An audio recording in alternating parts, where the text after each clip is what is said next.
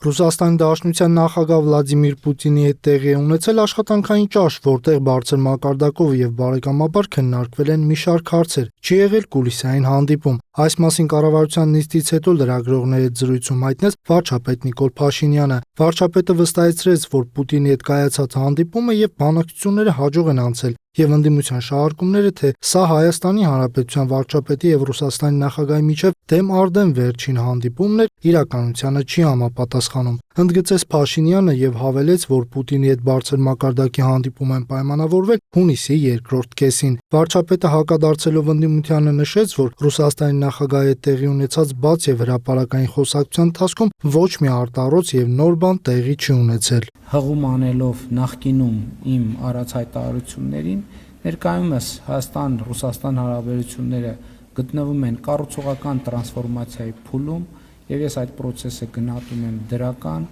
եւ մենք մեր սկզբունքը շարունակաբար պահելու ենք, մենք երկխոսության բարեկամական երկխոսության տրամաբանությունից դուրս չենք գալու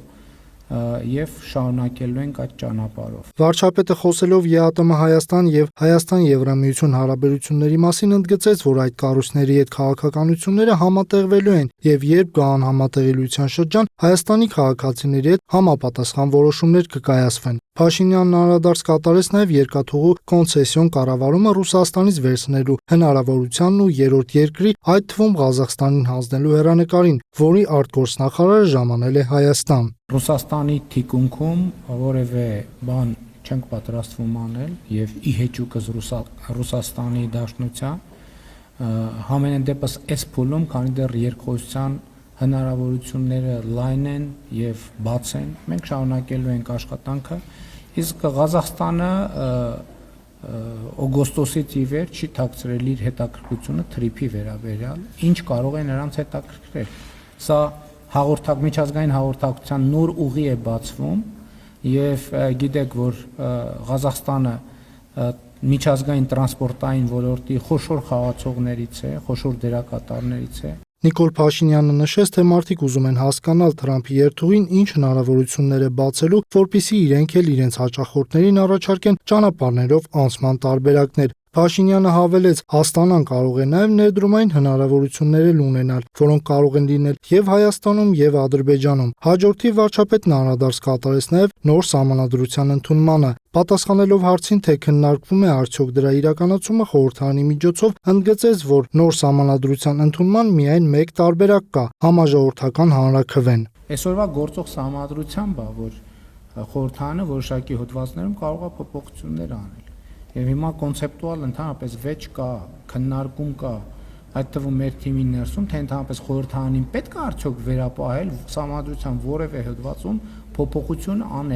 անելու լիազորություն։ Տարբեր տեսակետներ կան եւ քիչ չեն այն տեսակետները, ովքեր պնդում են, որ ոչ սահմանադրության մեջ որևէ փոփոխություն կարող է անել միայն ժողովուրդը։ Իսկ անդրադառնալով դիտարկմանը, թե ընտրությանը մասնակցող երկու ուժերից հնչում են պատերազմի սպառնալիքներ, Փաշինյանն ասաց, որ ժողովուրդը պետք է լսի քաղաքական ուժերին, տեսնի ում փաստարկներն են ավելի համոզիչ եւ գնա քվեարկության։ Ժողովրդավարությունը դրա մասին է։ Եթե մյուս քաղաքական ուժը ասում է Հայաստանը չպետք է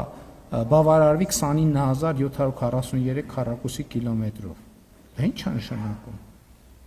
Դա խուսափելի պատերազմ է, հարգելի գործընկերներ։ Նիկոլ Փաշինյանը խոսեց նաև հանրային հարթակում հնչեցրած իր այն հայտարարության մասին, թե մինչև տարեվերջ Սամվել Կարապետյանը ունե զրկվելու է։ Վարչապետը վստահեցրեց, որ իր հայտարարությունում սպառնալիքի տար չկա, այլ կա վախ, որ այդպես է լինելու, իսկ թե ինչու պարզաբանեց։ Կարծում եմ, որով ձեր նշած անձը այն խոստումները, որ տվել է որոշ շրջանակների, որոնք նաև Հայաստանից դուրս գտնվող որոշ շրջանակների, որոնք որոշակի բան ունեն, լծակներ ունեն նաև իր ունեցվածքի վրա, ակնհայտ է, որ ինքը իր ստանձնած պարտավորությունները չի կատարելու